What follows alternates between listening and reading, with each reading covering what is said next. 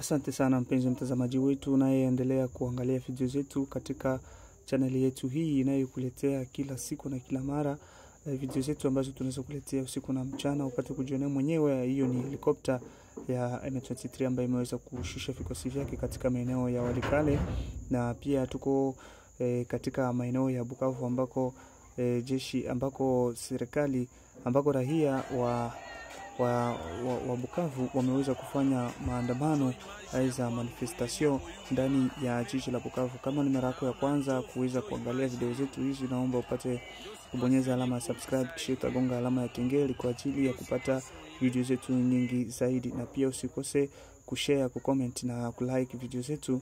Utakuwa umetusaidia sana pesa mtazamaji. Na pia kuna habari nyingine zinasema kuwa ya kwamba katika Jamhuri ya Kidemokrasia ya Kongo ndani ya jiji la Bukavu, katika chuo kikuu cha university ambako kumeonekana kuwa wa M23 wameweza kushikwa katika maeneo. Kwa hiyo upate kujiunga nasi tena katika kipindi kingine ambacho kitakachokujia muda si punde hapa hivi karibuni. Watu wengi mojiswa.